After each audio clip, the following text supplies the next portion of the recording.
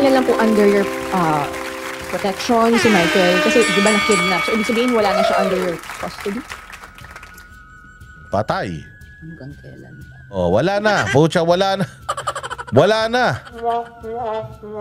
Oh, di ba? Ha? Oo, di ba? Nakita mo. Wala na. Hindi nyo na masagot. Pumikit na. Oh, putang na yung index card. Ibigay nyo na yung index card. Walang index card. Walang message sa cellphone. Patay. Pag pag adjourned na yung investigasyon, natatapos na rin yung importanteng trabaho ng Senate OSAA na sinesecure sila dito sa premises ng Senate. Oh, sinesecure sila sa premises ng Senate. Paano siya makikidnap? Nandyan siya sa premises ng Senate. Paano yun? Paano nangyari yung magic? Galing sa langit, bumaba yung mga taga-KOJC, dinampot siya, linilipad siya. Anak ng tinapay naman, hindi.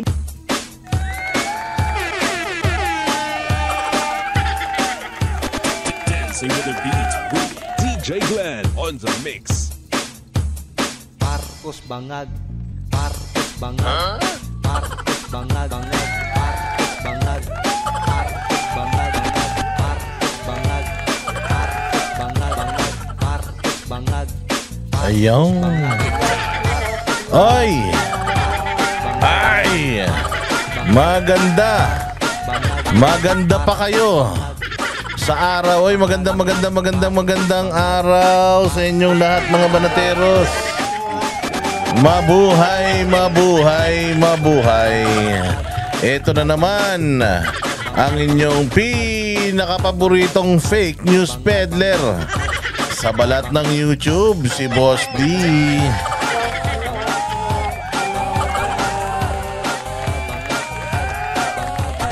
Oo, ang vlogger na hindi niya dapat siniseryoso.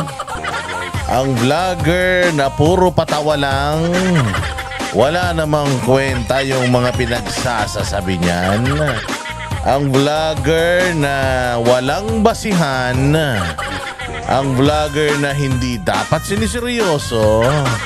Ang vlogger na hindi niya dapat dinidimanda. At ang vlogger na walang research. Oo, at lalong-lalo na sa lahat, walang alam sa buhay. Another day, another Uratan session with again yours truly, Boss D. At pasasakitin na naman natin ang mga puso, atay, balon-balonan, katawan, kasukasuan, puso at kaluluwa ng lahat ng mga suwitik, lahat ng mga salot, lahat ng mga putok sa buho, lahat ng mga hindi na dapat ipinanganak sa Pilipinas, lahat ng mga dapat ipinutok na lang sa kumot ng kanilang mga tatay. Ang lahat ng mga makakapalang mukha, mga kupal, magnanakaw, mandurugas, mandarambong, mang-uumit, mga kurakot at sindikato, mga demonyo, satanas, Judas, Barabas, anong ha? Hestas. Ha? Ha? Ano? Ha ka lang ha? Para kang baliw. Oo. Oh, at ito na naman ang kryptonite ng lahat ng mga Judas sa Pilipinas. Oy, salamat naman ha.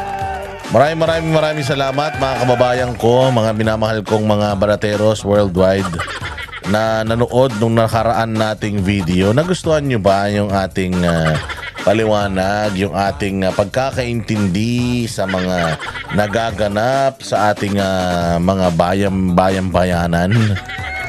Oy, salamat po sa lahat ng mga nagla-like.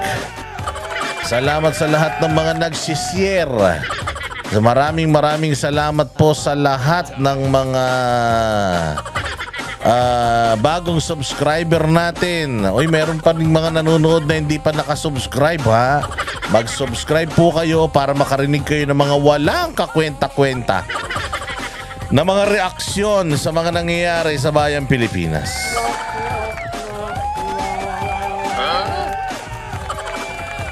Oo, anong ha ka nang ha? Ngayon to, bingi ka ba? Buisit tong hanang ha. Galit ka na naman. Oo, at tayo siyempre papasayahin natin ng mga sarili natin. Sa kabila ng mga kademonyohan nangyayari nagaganap sa bayang Pilipinas, deserve natin ang content na, alam mo na, sabi nga nila, comic relief. Kailangan medyo nakakatuwa yung mga pinapanood natin, ha? Kasi pag nanonood ako ng mga reaksyon ng mga kapwa natin vlogger, nakikita ko yung mga reaksyon nila, galit na galit sila. O, yung mga reaksyon nila parang gusto nila manakit. O, dito sa reaksyon na, mga reaksyon natin dito, kakaiba. O, kasi puros kalokohan. Pasayahin natin mga sarili, baka mamaya putaragis yan. Baka mamaya mauna pa tayo atakihin.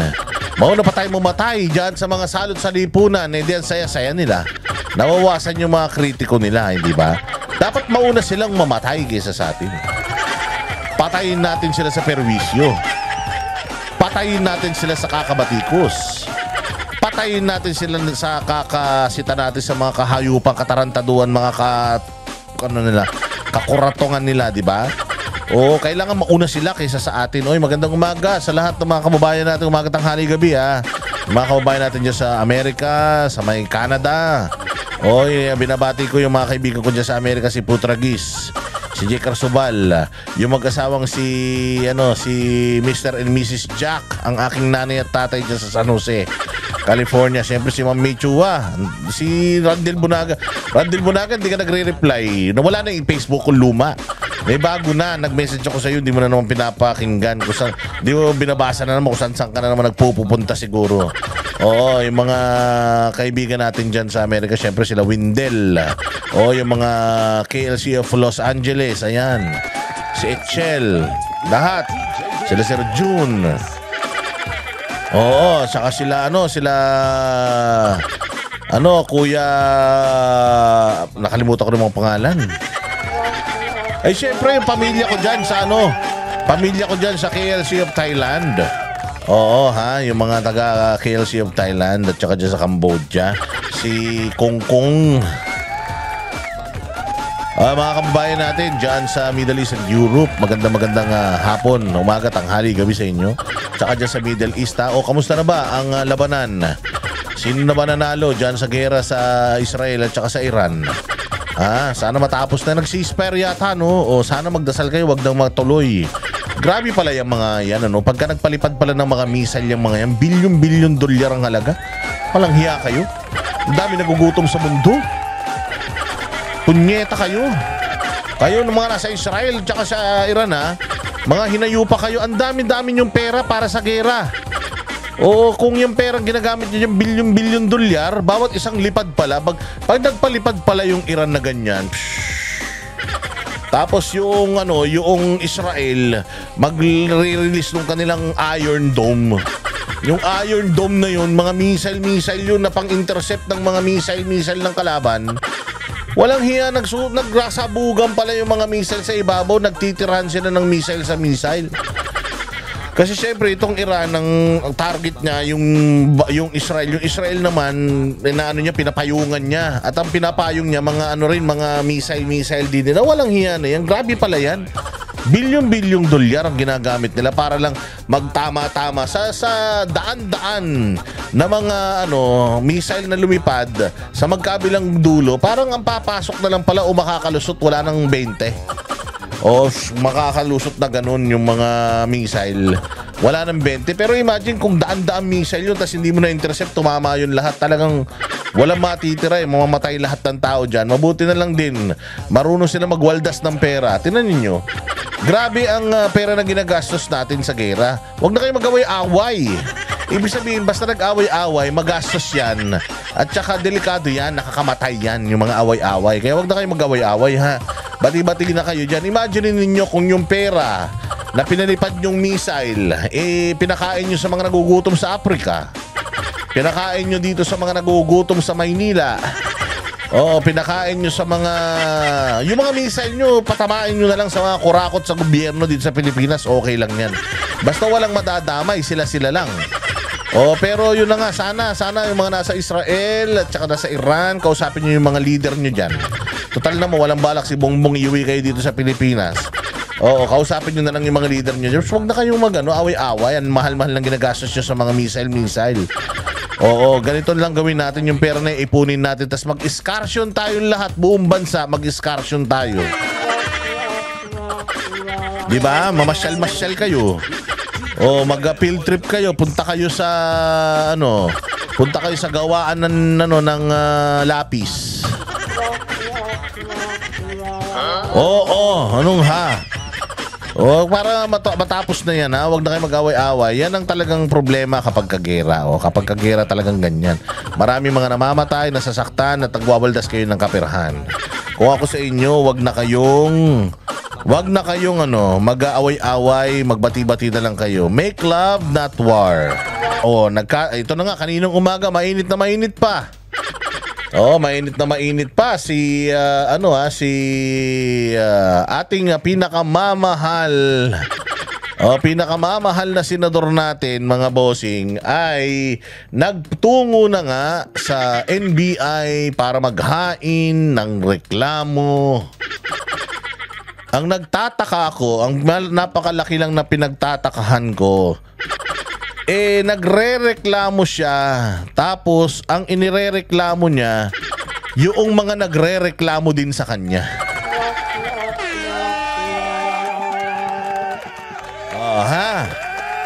May dala-dala siyang mga abogado, isang buong law firm yung dala-dala niya diyan sa NBI at naghain ng reklamo doon sa mga tao na nagtatanong lang sa kanya. Sinasabi niya na siya daw ay champion. Siya daw ay champion ng human rights, pero ang human rights natin na pagpapahayag, malayang pagpapahayag ng saloobin, kanyang gustong busalan gamit ang pera ng taong bayan. O, ikaw na naman, Boss Dada, parang pera na naman ng taong bayan niya. Pera ng taong bayan yan. Senador yan pasahod ng gobyerno yan. Yung opisina niya, lahat ng galaw ng opisina niyan, tayo ang gumagasta, pati kuryente at hangin na sinisinghot ng mga yan. Tayong mayari niyan. So ngayon, meron siyang law firm na dala-dala dyan para sikilin, idimanda, patahimikin yung mga nagpapahayag lang ng mga kanilang mga saloobin. Paano ba kasi nagsimula itong kay alias Rene? Nagsimula itong kay alias Rene noong ginamit niya sa kanyang Senate inquiry.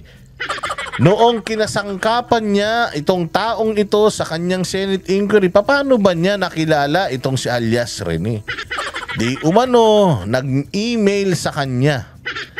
Nag-email sa kanya at dahil daw sa kanilang malupit na vetting, ay ilang beses din nilang hindi masyadong pinansin. Pero kalaunan ay pinansin na rin nila at ginamit nga nila dyan sa Senate inquiry. Kilala ba natin si alias Rene? Hindi.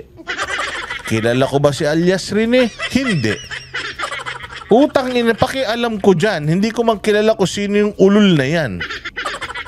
Basta ang alam natin, isang dating worker ng KOJC, lumabas yan, nagpakilala dyan sa Senate inquiry ni Risa Ontiveros. So, sino ang nagpakilala sa Pilipinas kay alias Rene? Si Ontiveros.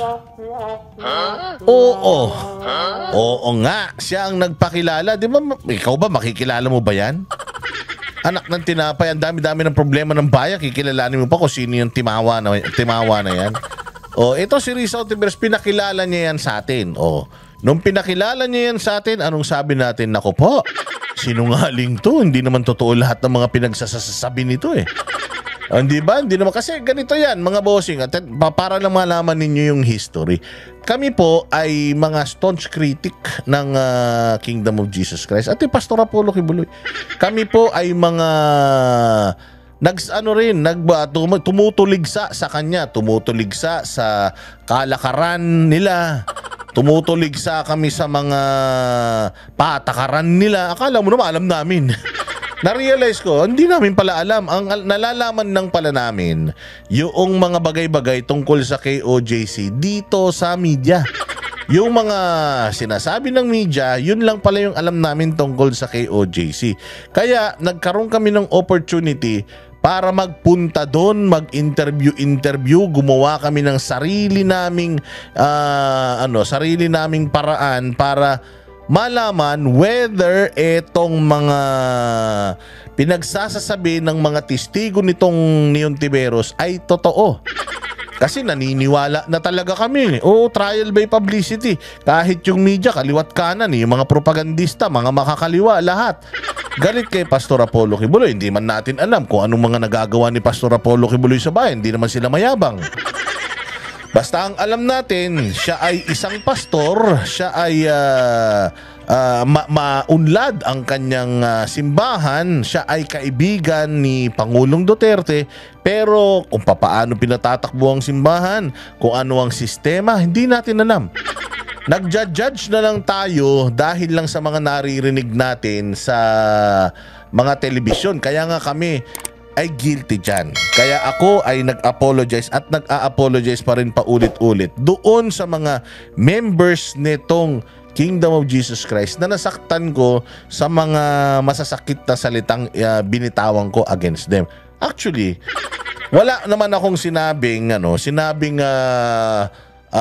talagang judgmental sa kanila. Yung iba, oo, madami. Na kesyo kulto, kesyo ganito, kesyo ganyan, kesyo ganire, mga ganon. So, ako bilang meron na rin naman akong alam na background tungkol sa kanila, ang batikos ko lang noon kay Pastor Apollo Kibuloy is, ikaw ay isang taong simbahan. Ikaw ay supposedly separation of church and state. Ikaw ay nakialam sa bayang Pilipinas. Ikaw ay sumali sa politika dahil ikaw ay laging involved kay Pangulong Duterte at pinagtatanggol mo rin si Pangulong Duterte. So ikaw ay na-involve sa politika. Ngayon, ginagamit ni Ontiveros kasi ako alam ko talaga na itong hearing ni Ontiveros, pamumulitika lang ito. Sabi ko nga, ayaw mong sumama ka sa politika, ayaw mong mapolitika ka kasi nga political persecution yung ginagawa kay Pastor Apollo Kibuloy. Sabi ko, ayaw mong sumali sa politika, ayaw mong ma-persecute politically, pero dumikit ka sa isang politiko kay Pangulong Duterte. So yun lang naman. So sabi ko, if you are being a victim of political harassment, it's because instead of mag-focus ka na lang sa simbahan, sumali ka sa politika. Kaya wag kang sabi ko, wag kang magulat na pinupolitika ka ngayon kasi nga nakialam ka sa politika na dapat simbahan ka lang, 'di ba? Yun yung sinasabi natin. Yun lang ang sinasabi ko noon. Until malaman ko kung ano pala ang ipinaglalaban nito ni Pastor Apollo Kibuloy. In-invite kami para, mga banateros, ang dami niyong sinasabi. Ang dami niyong batikos tungkol sa amin. Sige, ganito na lang. Total naman, galing-galingan kayo, talay-talinuhan kayo. Kunya, akala nyo, ang dami-dami nyong alam. Pumunta kayo dito, tapos lahat ng nalalaman ninyo, lahat ng mga istorya, chismis na naririnig nyo, kaya kayo nagko-komentaryo, pumunta kayo dito at kausapin nyo lahat ng gusto nyo kausapin, lahat ng sulok, puntahan ninyo. Tingnan nyo kung may nangyayari ba dyan nakabulastugan dyan sa sa aming simbahan. So anong ginawa namin? Anong ginawa namin? Pumunta kami doon. Okay? Pagpunta namin doon, wala kaming Pastor Apollo Kibuloy na nakita. Wala, sinalubong lang kami noong sa airport, tapos dinala kami sa mga kanya-kanya naming hotel. Tapos after kaming dinala sa mga kanya-kanyang hotel, sinakay kami sa sasakyan, tapos pumasok kami doon sa compound. Laking gulat namin nung nakita namin yung compound. So sinabi, ito yung compound namin. Etong compound na to, ang tawag namin dito, parang inorient kami. Ang tawag, kung meron kayong tanong, magtanong lang kayo As in ganun. Nagda-drive, tapos yung kasama ng driver, yung aming parang tour guide o host. O siya ay dati rin siyang worker na, ngayon wala na. Pero kahit wala na siya ngayon sa simbahan, mahal na mahal pa rin niya yung simbahan nila. Oh, nakaalis naman yun. Nagva-vlog pa yun at nagtatanggol pa rin kay pastor yun kahit na hindi na siya full-time miracle worker, kahit lumabas na siya. So ngayon, itong tao na to, ito yung eskwelahan namin, from preschool hanggang college. Meron kaming medicine, College of Medicine, meron kaming College of Law, meron kaming College of meron kaming education, basta lahat ng mga kurso, criminology. So ito yung mga namin, mga top notchers namin sa bar, sa board. So ito yung namin, ito yung may mga scholars kami dito, ganito. So pinaliwanag sa amin lahat. Tapos pagkatapos nun, ipinasilip sa amin yung kingdom. Sabi nila, ito, silipin natin yung kingdom. Wala pa pong ibang tao sa labas na tagalabas na nakakakita nito kasi matagal lang ginagawa ito. So eto siya. So pinakita sa amin yung kingdom. Ikot-ikot kami dun. Namangha kami talaga. Pagkatapos, pinuntahan namin yung opisina. Nila. Ito yung HRD namin. Dito sa amin, sa opisina, kung makikita ninyo, lahat ng wall, clear glass talaga. Makikita mo yung nagtatrabaho sa kabilang kwarto. Wala silang partition na mga kahoy o hindi mo nakikita yung ginagawa ng kabilang kwarto. Hindi. Itong kwarto na to, adjacent siya sa kabilang kwarto, kita mo yung ginagawa ng kabilang kwarto, yung sa pangatlong kwarto, kita mo pa rin yung ginagawa. Ganun sila ka-transparent. Matindi, transparent talaga. Kitang-kita mo sila sa loob. Dinala kami sa kanilang library, dinala kami doon sa kanilang records ng kanilang mga workers. Ito yung records ng lahat ng mga workers namin. Ito yung estante ng mga record ng lahat ng mga workers namin na wala na. Nagkaroon ng kaso, problema, merong nilabag na batas, tapos hindi na kayang ayusin. Lahat siya nandito, yung mga kasalanan nila, sinumpaan nila, yung mga pag-amin nila sa mga kasalanan nila, at yung kanilang pagpayag na tsugi na sila. So very organized. Very organized talaga. Tapos dito, meron kaming community dito. Meron kaming Brazilian community. Yung aming Brazilian delegates, nandito yung aming mga Ukrainian delegates. Ito naman yung kanila, magkakasama sila sa bahay. Hiwalay po ang lalaki sa babae. May dormitoryo ang mga babae, may dormitoryo ang mga lalaki. At ang mga lalaki hindi nakikipag-usap sa mga kapwa babae na mga members at mga workers unless meron silang pagkakaanuhan, halimbawa yung trabaho niya, yung ministry nito, kailangan mag-communicate. Doon lang sila nagko-communicate through ministry. Pero hindi sila yung tipo ng nagko-communicate sila ng freely. Hindi ganon. May mga kanya-kanya silang department and ministry. Sabi nga, tinawag silang bansang kaharian kasi para silang isang maliit na bansa sa loob ng Pilipinas at meron silang gobyerno doon. Meron silang mga protocol, meron silang mga rules na sinusunod. Lahat naman ganyan. So saan pa kami nakapunta? Naikot namin yung buong lugar na yan. Tapos wala kaming restrictions. Kahit sino yung gusto namin kausapin, nakakausap namin. Halimbawa, may nakita ko nagwawalis, lalapitan ko yun.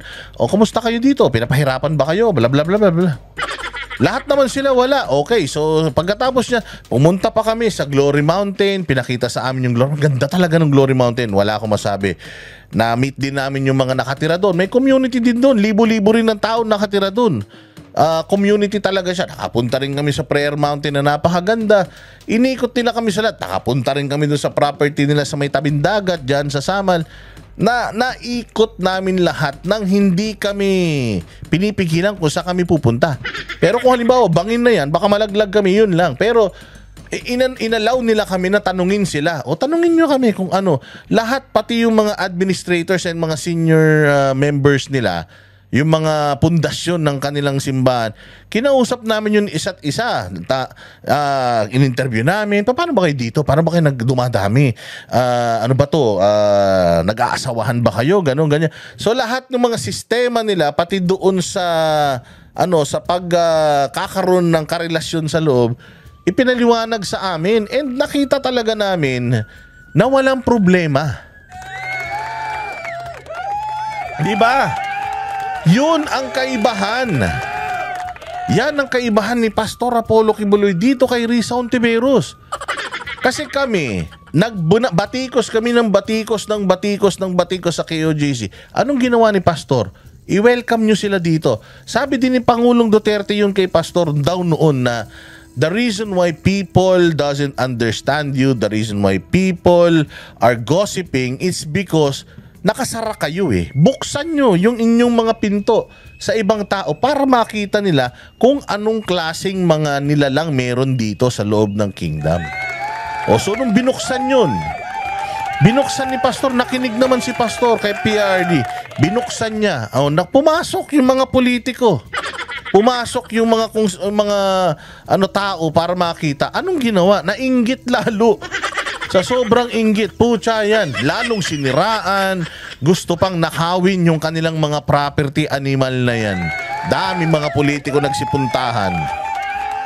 Yun pala ang target, nainggit, tapos invite pa ng mga media. O sige, interview. Tapos yung interview, tinitwist. Diba? Ang dami nagpunta dyan. Si Chris Aquino, sila Jessica So. Dami nagsipagpunta dyan. Ang ganda naman ng presentation sa kanila, pero yung kanilang pinapalabas, puros kabulastugan. So yan ang sinasabi natin. Ganyan si Pastor Apollo Kibuloy sa mga kritiko niya. Kausapin nyo ko. Mag-dialogue tayo.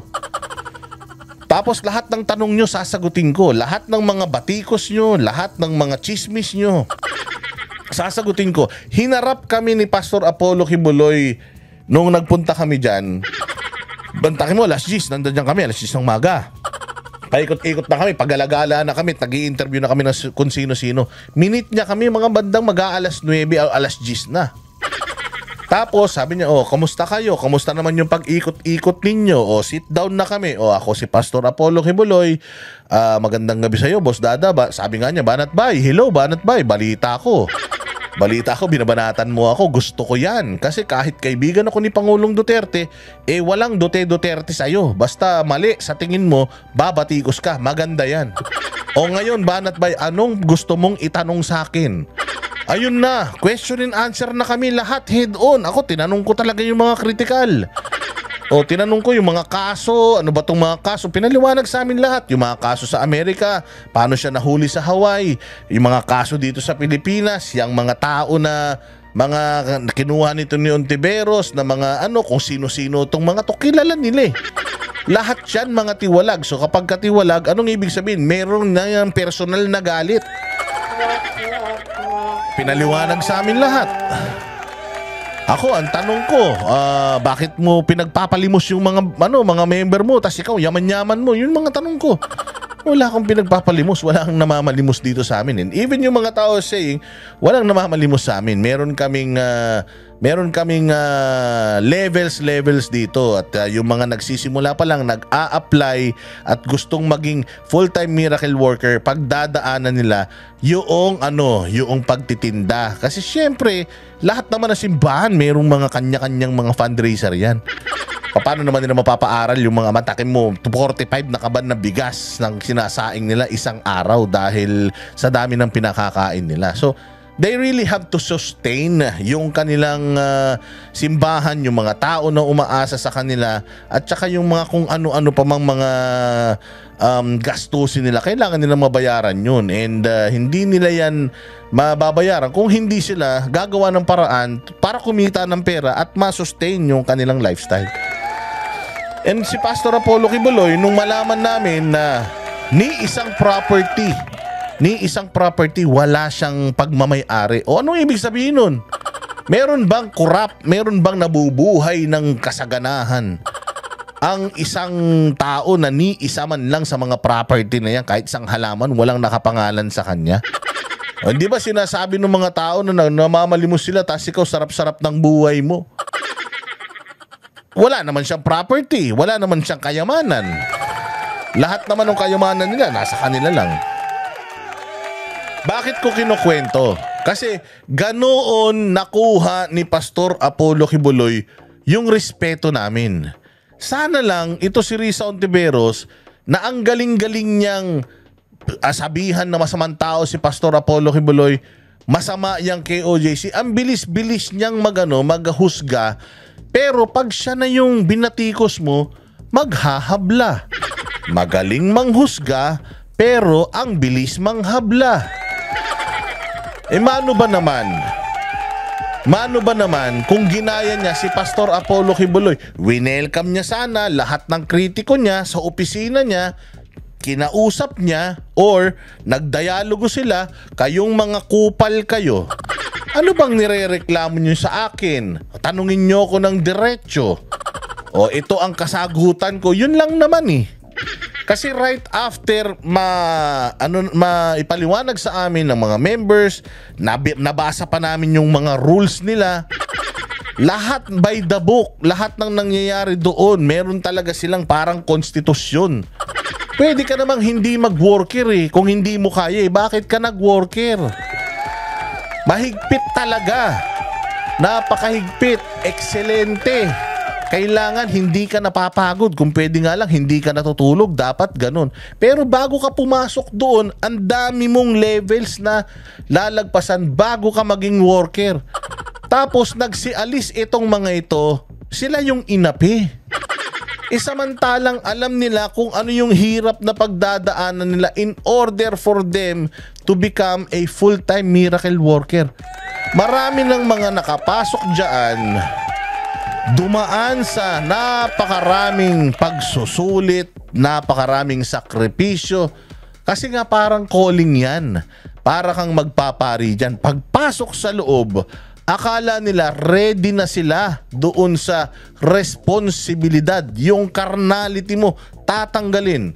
Yung love mo for money, tatanggalin. Yung love mo for material things, tatanggalin. Gagawin mo na lang lahat ng mga iuutos sa'yo kasi nga yung ministry mo, yun ang focus mo at ginagawa mo yun para sa simbahan, para sa pananampalataya at para malinis mo yung iyong pagkatao. Ganun sa kanila. Hindi mo kaya yun, hindi ka dapat pumasok dun. Meron bang pilitan? Nakita nyo ba silang kumatok sa mga bahay?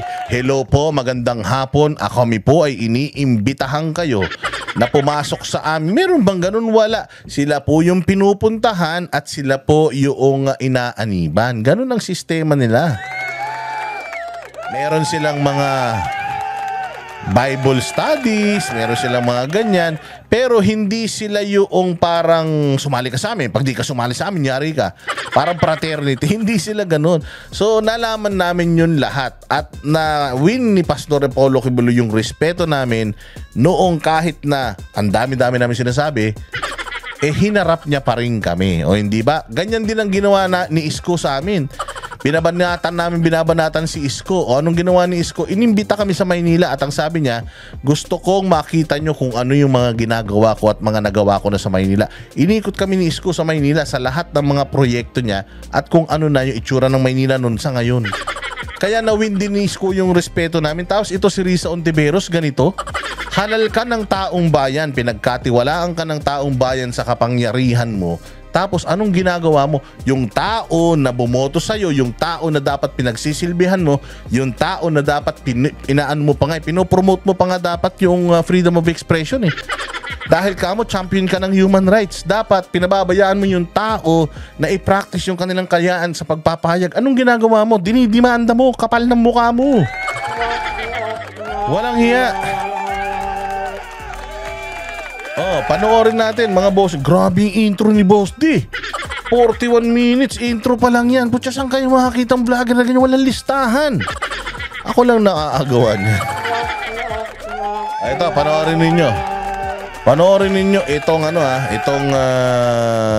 mga ginagawa nitong aling ito. Tapos pag-usapan natin kung kumbaga reaksyonan natin lahat ng mga bibitawan nito. Pasok! Nagsampa ng reklamong cyber libel si Senator Risa Ontiveros sa NBI laban po kay Michael Maurilio alias Rene at sa nagpost ng umano'y mapanirang video nito. Sinampa? Cyber libel. Sinisiraan daw siya. Gamit ang social media. Sinisiraan daw siya. Paano ka siniraan, ma'am? Sira ka na eh. Paano ka pa sisira? Hindi mo na pwedeng sirain ng sirang-sira na. Mantakin mo, pangatlong beses mo na daw ito. Pangatlong beses mo na ito na may ganitong kaso. So, ibig sabihin, matagal mo nang ginagawa. Inuugali mo na nga eh. Ikaw nga, panay ang batikos mo sa KOJC. Ikaw, panay ang bintang mo kay Pastor Apollo Kibuloy. Dinimanda ka ba? Tapos ikaw na binabatikos ngayon, ikaw na pinupulaan ngayon ng katanungan, magdidimanda ka? Mahiya ka naman sa balat mo, madam. Pinaiimbisigan din ng senadora ang mga vlogger na nagpakalat umano ng video. Umalma ang ilan sa mga tinukoy na vlogger. Saksi, si John Consulta. Ayan na nga, galit na galit nga si Banatbay. Gagalit si Banatbay, sabi ni Banatbay, si Boss Dada, dapat idimanda si Boss Dada, di naman ako.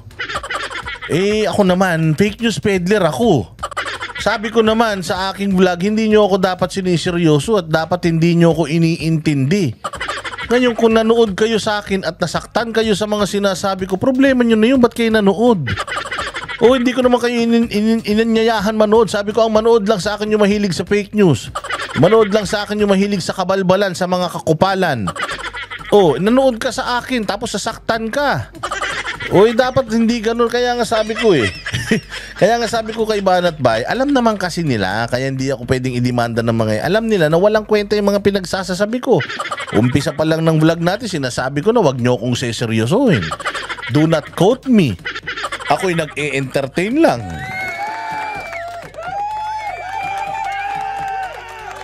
Diba?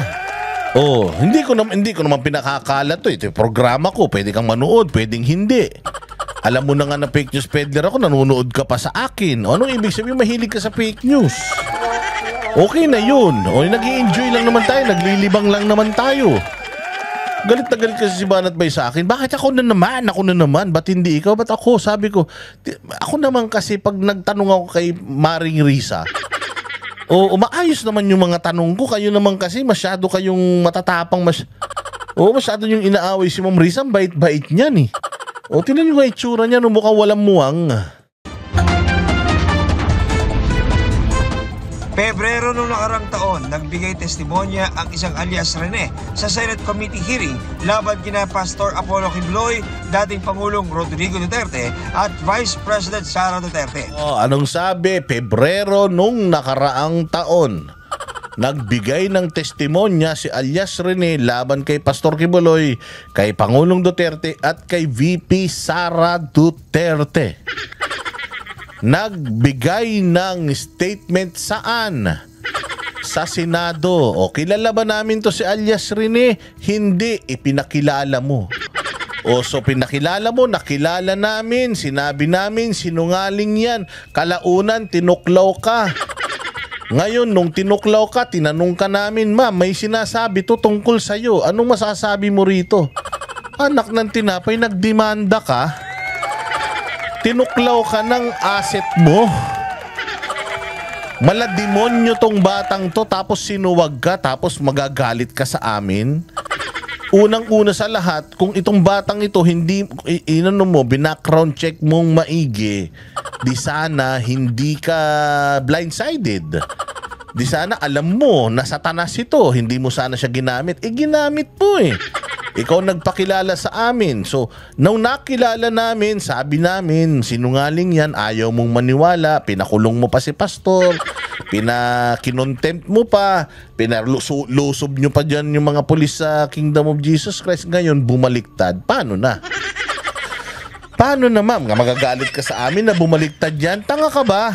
Magalit ka sa sarili mo kasi kung inalagaan mo ito sana hindi bumaliktad ito at saka kung totoo ang sinasabi nitong batang ito, sana hindi siya nag-recant. Ngayon sasabihin mo nabayaran itong batang ito kaya binabanatan ka. Bakit mo nalaman na bayaran itong batang ito? Kung hindi mo siya binayaran, hindi mo sana malalaman na bayaran siya. Kasi ganito yan eh. O halimbawa, lumapit sa akin yan. Hindi naman humingi ng bayad sa akin yan. Binanatan niya yung mga pinakamalalakas na mga tao sa politika, hindi ko naman binabayaran yan. Eh ngayon, bigla siyang bumaliktad. O hindi ba bigla siyang bumaliktad? Tapos ang unang lumabas sa bibig mo, binayaran nila yan. Paano mo malalaman na binayaran nila yan kung hindi mo binayaran yan? Question yun Question yun. Di ba halimbawa, meron isang babae, putatsing yung babae. Chinukchak mo yung babae na yun kasi nga bayaran siya, binayaran mo siya. Tapos chinukchak mo siya. Biglang nakita mo ilang araw, jowa niya na si Jay Guevara. Anong ibig sabihin nun? Alam mo na binayaran din ni Jay Guevara yun para machukchak niya, tama? Kasi nga, umpisa pa lang, alam mo, bayaran na yun. Pero kung halimbawa, itong babaeng ito, mahilig siya sa pogi. Si Boss Dada, naging jowa ni Boss Dada, hindi ko binayaran, talagang niligawan ko. Matinong babae, naghiwalay kami, pagtingin ko na kay Jay na. Magtataka ako, pucha yan, paano pumatol kay Jay to? Mahilig sa pogi to, kaya nga ako ang ginawa nito eh. Pero hindi papasok sa isip ko, na binayaran ni Jay itong babae na to para maging jowa niya. Bakit? Kasi ako hindi ko binayaran yan, niligawan ko yan. Baka niligawan ni Jay, mas magaling lang siya manligaw sa akin kaya jowa niya na ngayon. Ganun yun. Pero the fact na ang unang lumabas sa bibig mo is binayaran yan ng KOJC, kinidnap yan ng KOJC, di ibig sabihin gawain mo yung pangkikidnap, yung pagbabayad. Bakit? Kasi yun ang namumutawi sa labi mo. Sabi nga nila, the abundance of the heart, the mouth speaks. Yung marami ka sa puso mo, yun ang lumalabas sa bibig mo. So kung lumalabas sa bibig mo, bayaran ito, lumalabas sa bibig mo, ano ito, kinidnap ito, baka gawain mo.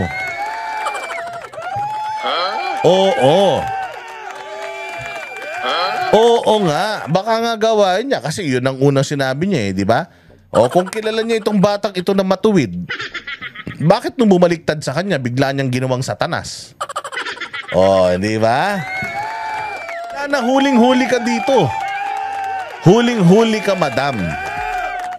Pero nitong Hunyo, lumabas ang video ni Michael Maurilio na nagpakilalang siya si alias Rene at sinabing tinakot at binayaran lamang umano siya ni Senator Risa Ontiveros para tumistigo. Mariing itinanggi ito ng senadora, sabay lapag ng mga resibo o screenshot ng mga mensahe. Patulad dyan, dati rin po akong worker ni Pastor Kibuloy nitong 2021 lang tumiwalag dahil sa pang-aabuso at pananakit. 2019 pa umalis yan, ma'am. 2019 pa po yan, Diyos mio. Sige. Papakitang si Maurilio umano ang ilang ulit na lumapit sa kanyang opisina at nag-volunteer na tumistigo. Ngayong araw, inireklamo ni Ontiveros ng... Diba? Ikaw, sabi mo nga, meron kang ebidensya. Meron kang ebidensya na makakapagpatunay na sinungaling itong batang to. Matagal na namin pinapakita sa iyo yung ebidensya na sinungaling yung bata na yan. Ikaw ngayon ka palang nagpapakita ng ebidensya na sinungaling yan. Pero walang naghabla sa'yo. Tapos ikaw, tinanong ka lang, ma'am, ano sinasabi nito? Binayaran mo daw siya. Ikaw, sasagot ka lang naman na hindi ko binayaran. Ito yung mga ebidensya na hindi ko binayaran yan. Bakit nagagalit ka doon sa mga nagtatanong sa iyo? Unang-una sa lahat, sinampahan mo ng demanda o ng reklamo sa NBI yung mga vloggers na katulad namin. Pero yung mga media outlet na naglabas din nitong balitang to, di mo naman dinimanda. Nilabas ng GMA yan. nilabas ng ABS, nilabas ng Philippine Star, nilabas ng Inquirer, lahat yata ng mainstream media, nilabas ito. Si Minay nga lang hindi naglabas dito. Bakit? Kasi ayaw nila na mahaluan o isipin na sa kanila galing yan. So lahat ng mainstream media naglabas nito, tapos ang dinimanda mo, vlogger? Di sana lahat dinimanda mo. Di sana dinimanda mo yung mainstream media na naglabas din nito. O hindi ba? Kasi nalaman ito ng buong Pilipinas, lalong-lalo na nung walang mga social media. Di naman nanonood sa YouTube, di na naman nag-Facebook. Yung mga nasa liblib na lugar sa Pilipinas na mga magsasaka, na mga walang social media, nalaman nila tong issue na to dyan sa mga mainstream media na naglabas din itong video na to. O bakit ang dinidimanda mo lang, vlogger? Namimili ka. Bakit hindi mo idemanda yung mga mainstream media? Bakit? Dahil meron kayong kasunduan? Tatanong lang. Nagtatanong lang. O hindi ba? Sobrang unfair mo naman, madam. Cyber libel si Maurilio sa NBI. Kasama rin sa sinampahan ng reklamo ang nagpost ng video na Pagtanggol Valiente social media account. Katulad yun, si Pagtanggol Valiente. Kung halimbawa, di ba ginawa namin yan noon kay General Bantag? Yung Banateros, kinontak, tapos nagpa-interview sa amin si General Bantag. Nakatakip yung mukha, hindi namin alam kung nasan siyang lugar. Basta sinendan kami ng link, Zoom pa yun Zoom. Hindi kami magkakasama sa isang kwarto. Zoom link yun. In-interview namin siya, ba't ka ba nagtatago? Ano ka ba? Ba't ganito ganyan? Alam mo ba na gusto kaming idemanda noon ni Secretary Boying Rimulya ng DOJ? Pero sinabi ng mga magagaling na mga abogado, bakit mo sasampahan ng demanda yung mga vlogger na nag-interview lang naman? Ini-interview din naman ng mainstream media yung mga terorista, Abu Sayyaf, Maute, di ba?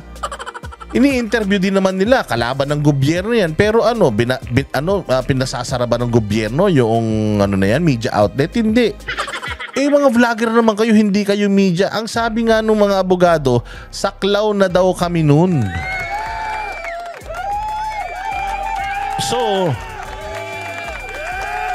So, basta hindi namin alam kung nasaan yung taong nagtatago, pwede siyang maglabas ng kanyang saloobin. Kung wala siyang avenue para ilabas yung kanyang mga statement, para marinig siya, pwede niyang gamitin kami, yung mga channel namin, para ilabas yung saloobin niya din. Sasagutin mo lang naman plain and simple. In-interview ko nga. In-interview ko. Anong kasalanan ko dun? Bakit hindi mo siya sinumbong sa amin? Wanted yan. Oo nga, wanted. Paano ko isusumbong sa'yo? Hindi ko man alam kung nasa. Nasa Zoom nga lang kami. Paano namin malalaman kung nasan yan? Diba hindi kami na-demanda nun? Kasi nga, trabaho yan. Lumalabas na yan na yung trabaho namin maghatid ng balita. Kahit nga hindi kami naghahatid ng balita, sa totoo lang nagre-react lang po kami sa balita. Kung masakit, yung mga naririnig nyong reaction sa amin, una, huwag kayong manood. I-block nyo kami, i-unsubscribe nyo kami. Kung sa tingin nyo sinungaling kami, walang makikinig sa amin kung sinungaling kami. Hindi ba? Pwede naman kami i-counter nung mga naniniwala sa inyo. O kaya, kung ayaw nyong mababatikos kayo ng mga taong katulad namin, wag na kayong magpolitiko. Layas na! Ang ginagawa nyo dyan. Pero katulad ng sinasabi ko, hindi kami nasampahan ng demanda nung aming kinausap si Bantag kahit wanted na siya nun. Ito pa kaya? Wala namang kaso to si Alias Rene. Ito si Alias Rene naghanap lang ng platform para mailabas niya yung kanyang saloobin. Kasi nga naman, delikado buhay niya. O kung sinasabi nila ng Ontiveros, delikado buhay nila sa ginawa ni Rene, mas delikado buhay ni Rene. Mag-isa siya. Wala siyang kapangyarihan. Si Risa Ontiveros, senador, tinan mo, sa sobrang lakas ng kapangyarihan niya, kaya niyang magpunta sa NBI at kaya niyang sakasuhan lahat sa NBI dahil may pera siya, may mga abogado siya. Itong bata, wala. Kung totoong nanghihingi lang ng pera sa kanya, kung totoong nanghihingi lang ng pera sa'yo, ibig sabihin, walang kapasidad, walang kakayanan yung batang ito. So, sinong delikado? Yung bata o kayo? Mas delikado yung bata. Sarili lang niya yung meron siya.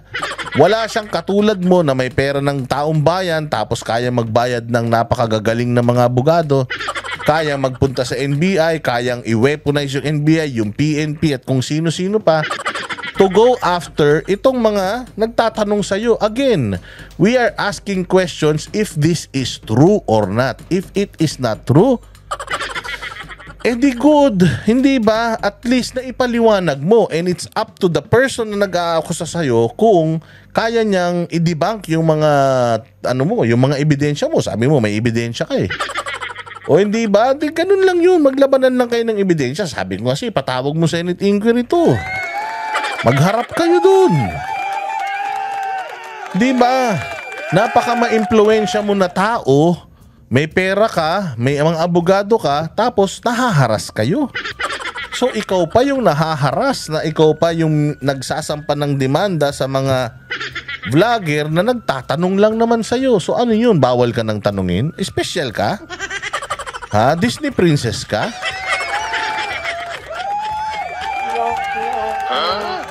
Oo, miski ko nagulat eh. Bawal na siyang tanungin.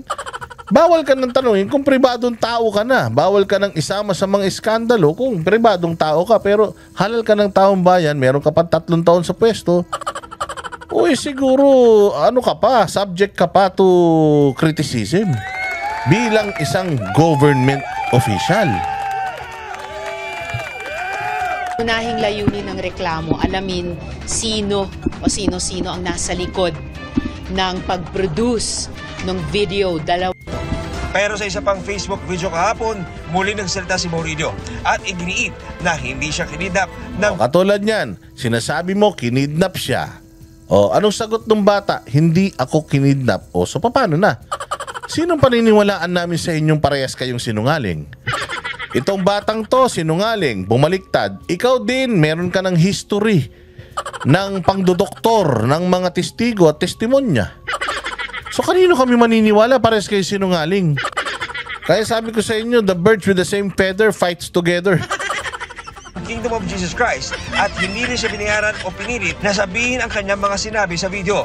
Handa raw siyang panindigan ang kanyang mga sinabi. Pinabubulaanan rin niya ang mga nilabas ng umano'y mga patunay na siya ang nauna. Pinabubulaanan niya. Anong ginawa niya? Dinimanda ka ba niya, Risa? Hindi naman, pinabubulaanan niya. So kung meron kang sinabi niya hindi. Labas ka ulit ng ebidensya, pinakamaganda, mag-usap kayong dalawa. Parehas naman kayo sinungaling eh. Nakipag-ugnayan sa opisina ng senadora. Wala pong katotohanan yung mga claims ni Senador Risa sa kanyang press con. Ito lamang ay pamamaraan ni Senador Risa upang ako ay makuha ulit at patahimikin. Nako po, so yan lang daw yung ginagawa para makuha siya at patahimikin. Kasi minsan, naisip ko nga eh. Inactivate niya yung Davao Police para hanapin itong batang ito. Bakit mo hinahanap yung bata? Ang sabi mo, kinidnap at saka nag-message, kinidnap, kaya nagpatulong ka. Totoo, kinidnap ba talaga kaya nagpapatulong o hinahanap mo kasi hindi mo na nakikita? Hinahanap mo kasi nawawala na. Supposedly, nasa witness protection program ito. Ang masaklap nga, sabi nung bata, nasa kondo mo daw eh. Nasa kondo mo daw siya.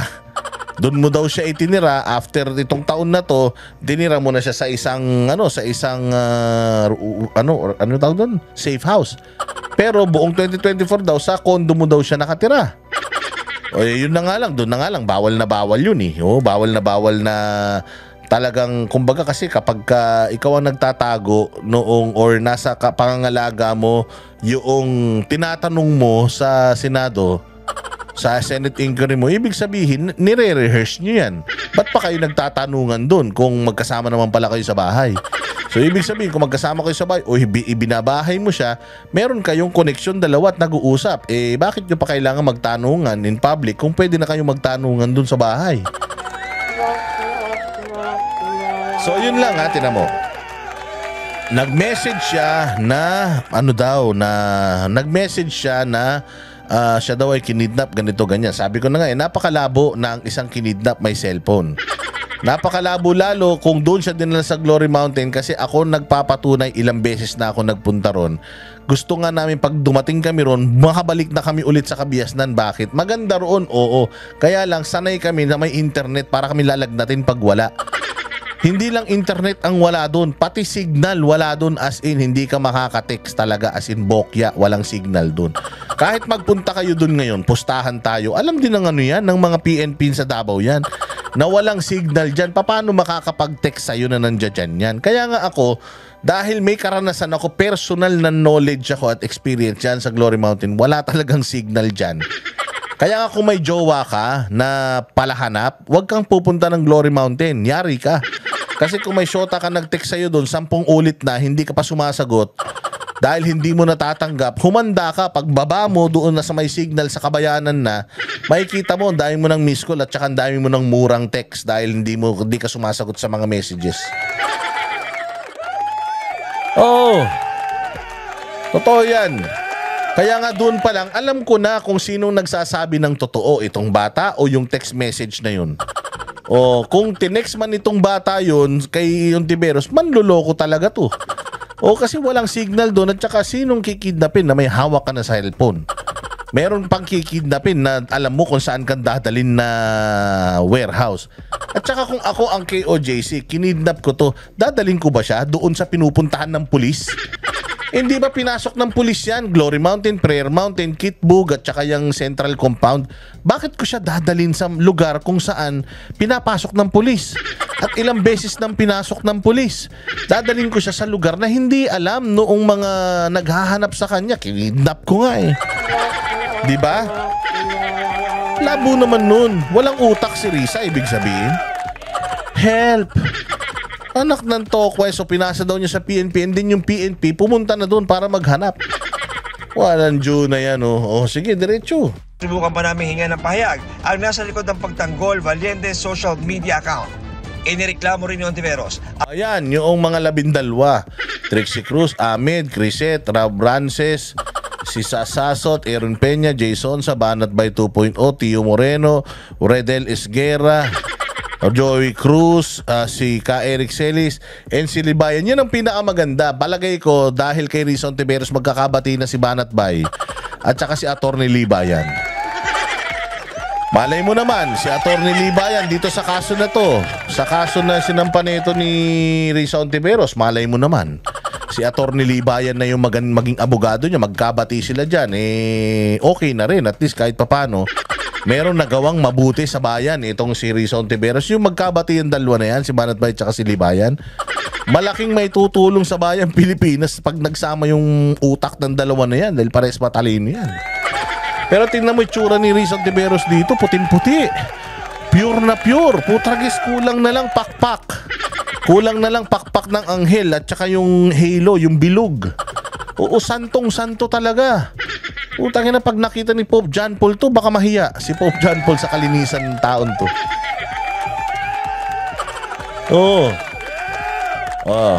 Ang 13 taong anyay nagpakalat. Ayan nagpakalat. Sige, tatitingnan natin kung pinakalat ba talaga nila. Nang umunoy mapanirang video ni Maurilio. Para imbestigahan din sa pamamagitan ng reklamo ito, yung mga vlogger na pinamumudmod at dinadagdagan pa ang mga kasinungalingang nakalagay. Namumudmod at dinadagdagan, lumabas yung video. Nasa social media. Paulit-ulit na nagpi-play. Pinanood, meron siyang sinasabi tungkol sa'yo. Kaya in-address sa'yo, ma'am. May sinasabi tungkol sa'yo. Binabayaran mo daw siya.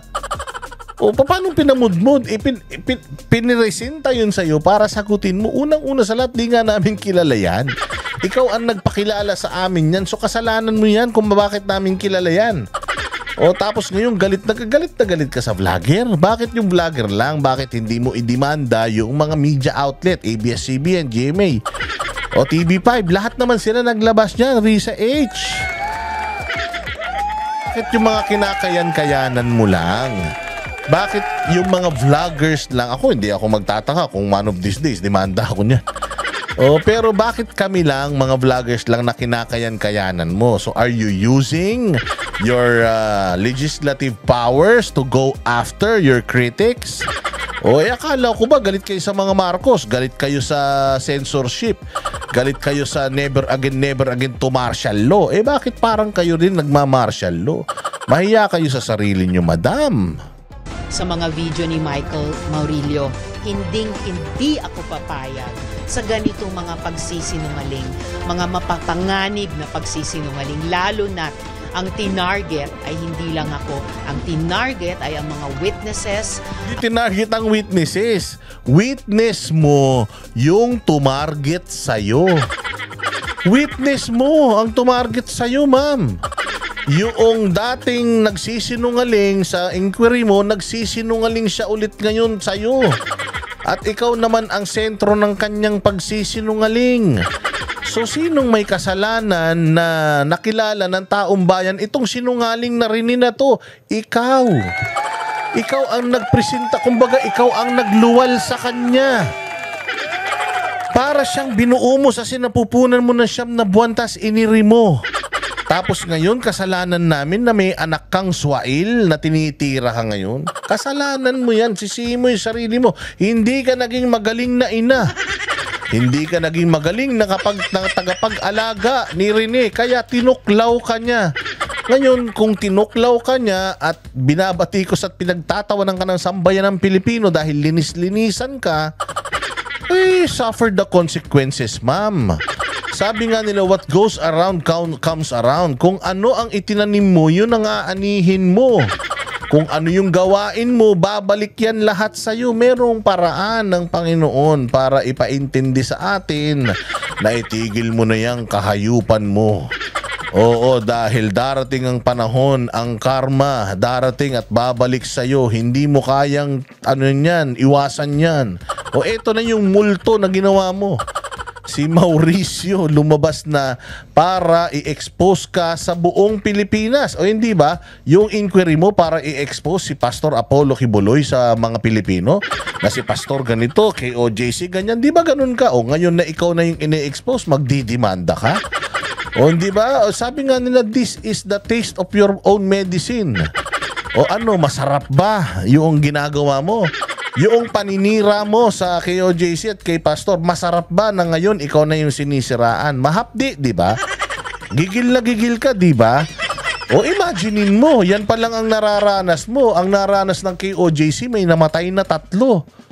May mga batang hindi nakapag-aral, may simbahan na binaboy, merong banal na dako na 16 ni yurak-yurakan binaboy-baboy ng mga pulis dahil sa kahayupang inquiry mo. Tapos ikaw pa yung galit na galit, parang biktima ka.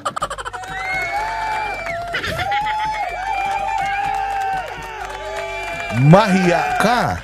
Ang tinarget, pati mga staff ko, tinarget ang Senado mismo. Naglabas ng pahayag. Ang nag-target nga, tao mo eh. Tao mo si Maurilio eh. Siya ang nagbanggit ng mga pangalan ng mga staff mo. Kalala ba namin yung mga staff mo? Hindi naman. Hindi ba wala naman nagturo kay Maurilio? Sinasabi naman niya, kusang loob niyang sinasabi lahat ng yun. Wala siyang binabasa. Bakit nagagalit ka sa mga vlogger? Anong problema mo sa mga vlogger? Ko talaga, Risa Ontiveros, tigil-tigil mo na yan. Pagka magaling kang bumanat, dapat magaling ka rin tumanggap. Ang ilan sa mga sinampahan ng reklamo, sabi ni na Trixie Cruz Angeles at Ayan Senator Risa is well within her rights to ask for an investigation. Okay yan. However, what's her basis? We at Luminous did not post, circulate, or even share the video of alias Rene. I have suffered the consequences of circulating or sharing. Not circulating, sharing this video. It costed me my Facebook page. Yung Facebook account ko na personal na nandoon lahat ng kamag-anak ko, kaibigan ko nung high school. Ngayon, hindi ko na sila matagpuan. Kasi pina-take down, imagine, nasabi ko nga, yung Facebook na yun, binabati ko si Bongbong, Quadcom, Tricom, lahat ng com. Si Babante, si Chua, si Fernandez, lahat na binatikos nung page ko na yun, hindi ako na-take down. Isa lang ang shinare ko. Itong kay Maurilio, na-take down ako permanently. Anong ibig sabihin nun? May kapangyarihan si Risa Ontiveros over Facebook. Kaya niyang diktahan si Facebook, tanggalin tong mga pages na to. Putang ina. Senador ka na. Ginamit mo pa ang NBI, ginamit mo pa ang Facebook, tapos ikaw pa yung galit.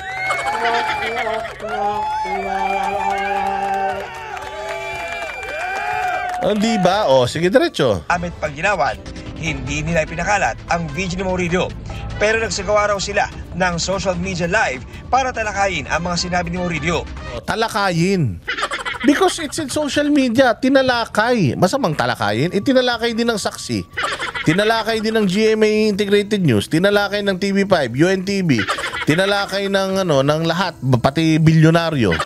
Lahat ng mga social media platforms at saka media outlet tinalakay. Bakit? Vlogger lang dinidemanda mo, hindi mo i-demanda yung mga Lopez, si Gozon.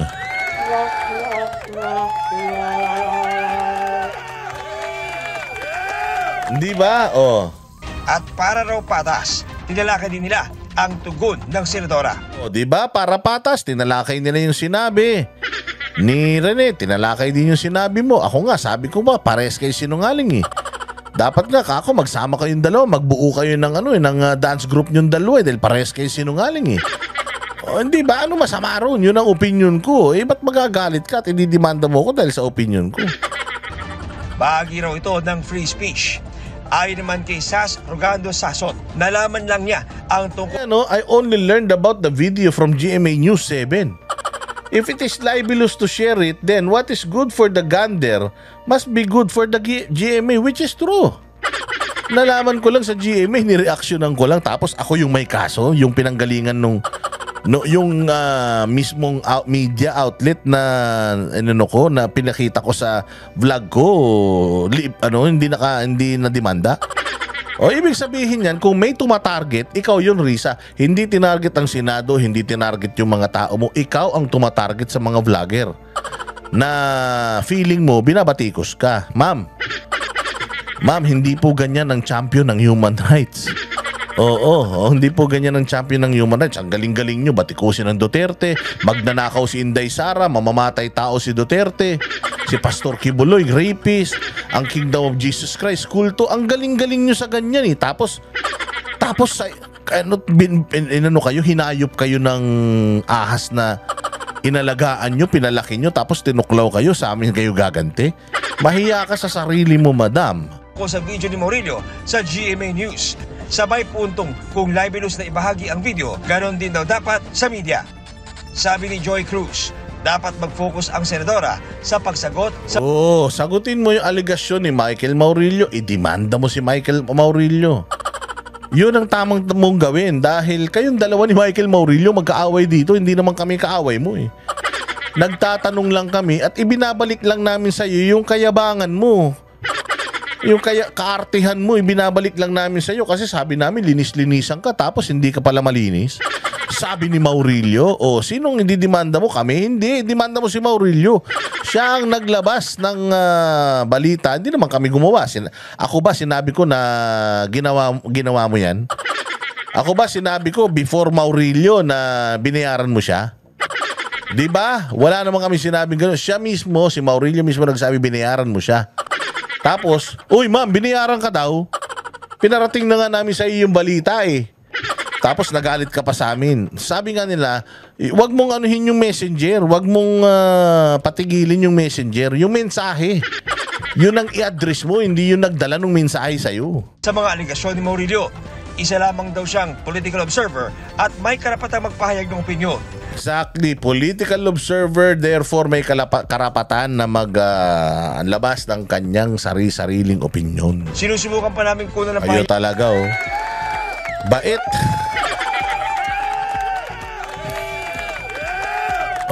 Wag ganon kasi mga mainstream media fake news fake news peddler din kasi itong mga mainstream media na to gusto nyo malaman kung gaano ka fake news yung mga mainstream media.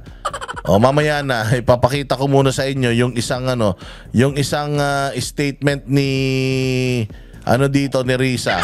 Wait lang ito, pakikita natin. Reaksyonan natin, pakinggan nyo. Sino po yung mga kinasuhan sinama po natin sa reklamo natin sa NBI? Una, nandito ako ngayong umaga, gaya ng sinabi kong gagawin nung Lunes, kasama sina Attorney Britannico at yung kanilang firm para maghain ng reklamo sa National Bureau of Investigation. Pangunahing layunin ng reklamo, alamin sino o sino-sino ang nasa likod ng pag-produce ng video, 2 video na ni Michael Maurilio. Bakit mo nga pipigilan yung video? Sasagutin mo lang kung anong laman ng video. 'Di ba? Kung ikaw kumpiyansa ka na nagsasabi talaga ng kabalbalan itong si kasinungalingan ito si Maurilio, di bakit mo ipapa-take down yung video niya? Dapat ina-address mo yung video niya kung maalat na hindi ba? Bakit iniimbestigahan mo ngayon kung sino nagpakalat ng video? Nagpakalat ng video si Maurilio. 'Di ba? Siya yung nandoon sa video, siya yung nagsasalita, di siya yung voluntaryong nagkalat ng video. Meron kang dapat idemanda, si Maurilio. Meron dapat imbestigahan, si Maurilio. Meron kang dapat sagutin, yung sinasabi ni Maurilio, yun ang sagutin mo. Dahil hanggang ngayon, wala pa rin umaamin, wala pa rin nag-aangkin. Ano walang umaamin? Umaamin na nga yung bata.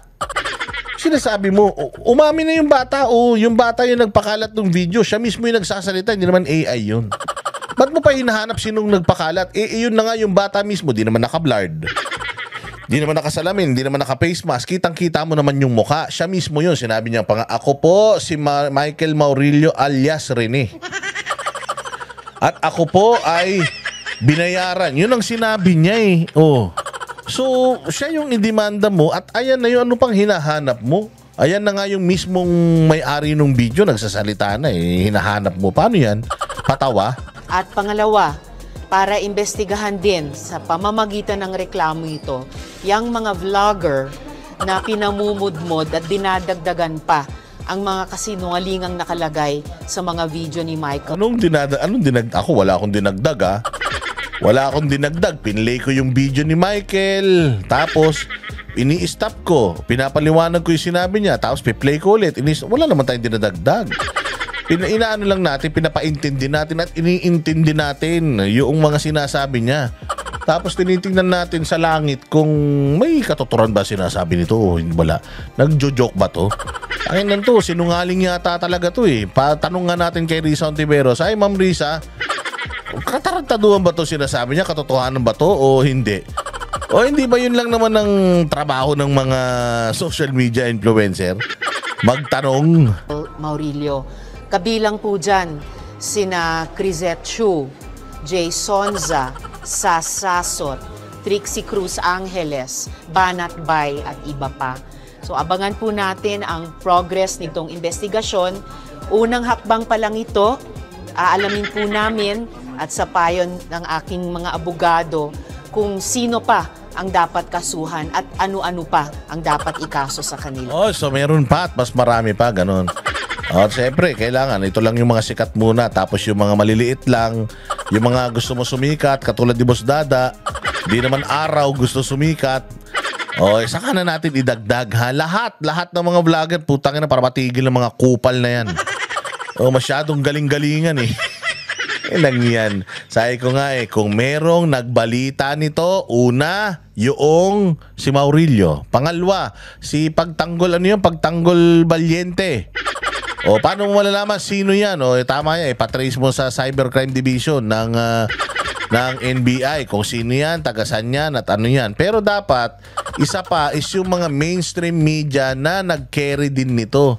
The reason why may mga mainstream media na mic na nandiyan dyan, it's because meron po din silang inilabas na balita tungkol dito. Bakit vlogger lang dinimanda mo? Yung kaya mo lang? Yung mga mainstream media na yan, ano yan? Dahil mapipera yung mga yan, may mga pambayad ng abogado yan, hindi mo kayang iharas. Risa Ontiveros, kau talaga Initially, Senator, ang pinal niyo po ay perjury po ba o meron pang libel din? Batay sa payo ng aking mga abogado, cyber libel ang appropriate na ireklamo dito. Cyber libel meaning siniraan ka sa internet. Siniraan ka ba? Sira ka na paano ka pa sisiraan? Siniraan ka ba? Meron ka ng 2 history ng ganito. Siniraan ka ba? Kung tinatanong ka lang, ma'am, totoo ba yung sinasabi nito? Ang nanira sa'yo dito, si Maurilio. At si Maurilio ay anak mo. Si Maurilio ay galing sa sinapupunan mo, inalagaan mo siya, inire mo. Nung lumaki, tinabla ka. O so siya ang may kasalanan ng lahat ng ito. Bakit sinisisi mo sa mga vlogger? Ikaw talaga Sabihin ko po sa inyo, bilang isang nagtatrabaho sa public service, bukas ako lagi at dapat lang bukas lagi sa mga puna, sa mga... Yun naman pala bukas ka sa puna, tapos nagdidemanda ka. Meron bang bukas sa puna na nagdidemanda ka? Unang-una nga sa lahat, hindi ka nga pinupuna tinatanong ka nga, totoo ba ay sinasabi nitong putang inang Maurilio na ito? Totoo ba? O sinabi mo hindi totoo, di tapos. Kaya lang, sumagot na naman yung tarantado Sinabi na naman ng loko-loko, hindi totoo yan. Hindi ako kinidnap, pinagsasabi mo, hindi totoo yung mga message na. O di sasagutin mo lang ulit, ganun lang yun. Spectator kami, kumbaga may hawak lang kaming popcorn. Para kayong tennis player na nagpapalitan lang kayo ng bola. At kami mga nanonood. Hindi ba? Bakit ka magagalit dun sa mga nanonood at dun sa mga nag-chismis-chismis? Kritisismo. Pero hindi ako papayag sa ganitong mga pagsisinungaling. Hindi ka papayag kasi ikaw yung subject. Hindi ka papayag kasi nabisto, ganon. Huwag ganon, ma'am. Huwag ganon. Dapat kung gaano tayo katapang sa inyong mga statement sa mga politically pinipersecute nyo. Halimbawa nga si Inday Sara, si Duterte, si Pastor Kibuloy, kay OJC. Kung gaano ka katapang na magbintang sa kanila, dapat, ano ka rin. Dapat marunong ka rin tumanggap. At saka, ang galit na galit ka, tinarget ang Senado. Ikaw nga, tinarget mo simbahan Diba? Ikaw nga, tinarget mo simbahan. May namatay pang 3 Diba? May namatay na 3, may human rights violation, daming nakasuhan, daming nasaktan. Ikaw pa yung biktima. Sa totoo nga lang, yung kay OJC nga, hindi nga sila nag-iiyak katulad mo Ikaw na nga yung may kagagawan nung nangyari sa kanila, ikaw pa yung biktima, ma'am.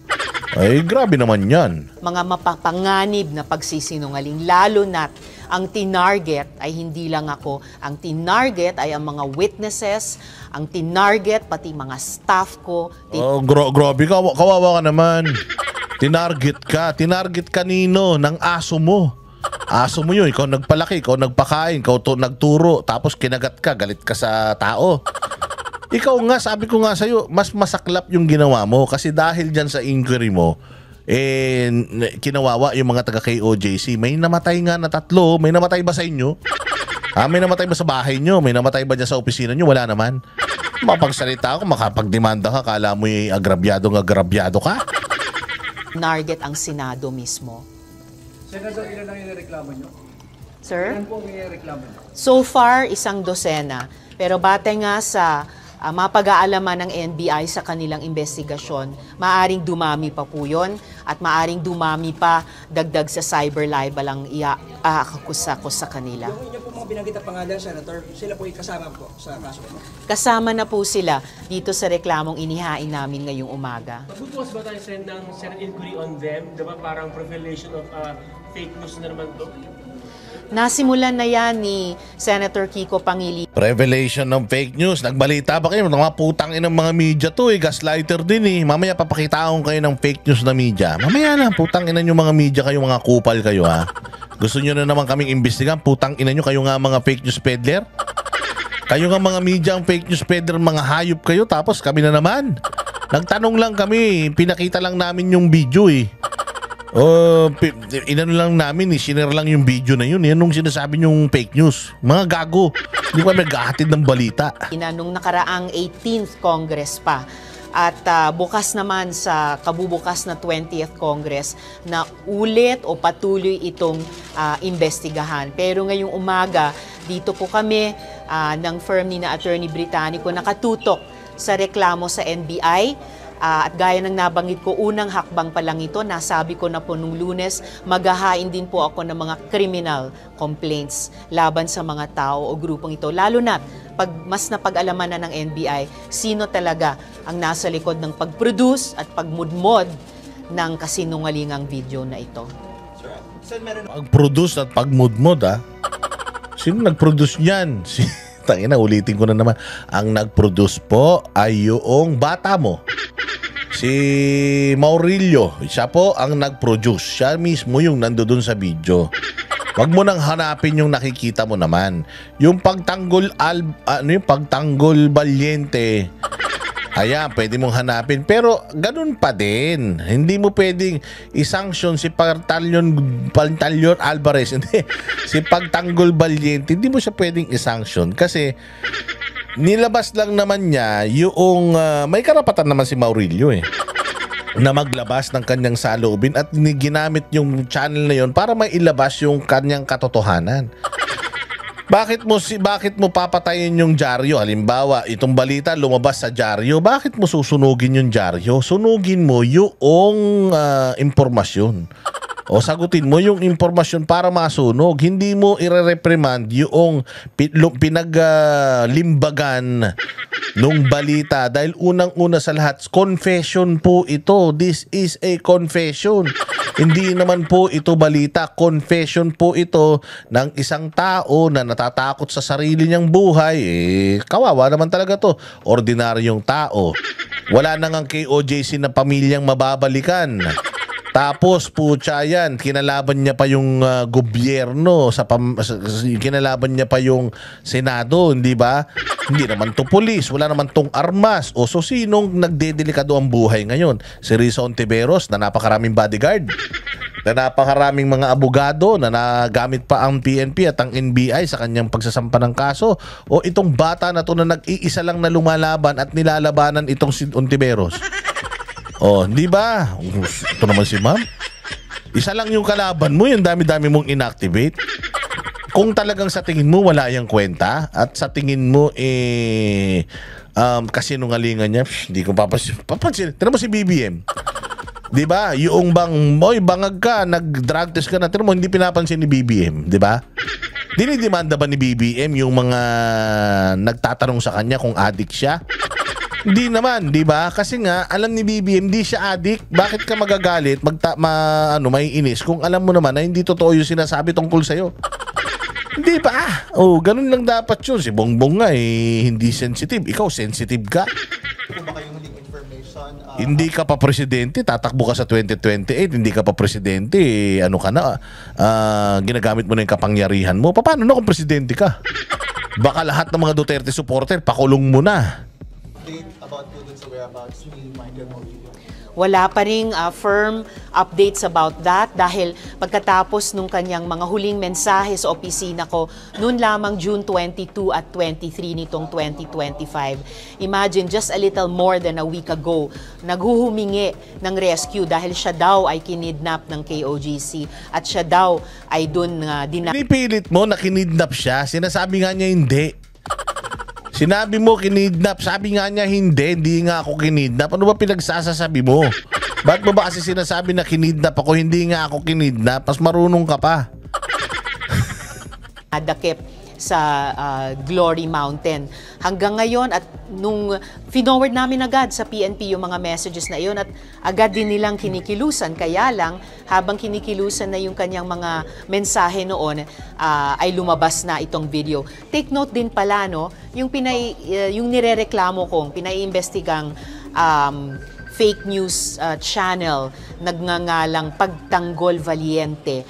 Bagong-bago po yan. Binuo lamang nung June 24, the day after nung mga huling mensahe ni Michael Maurilio.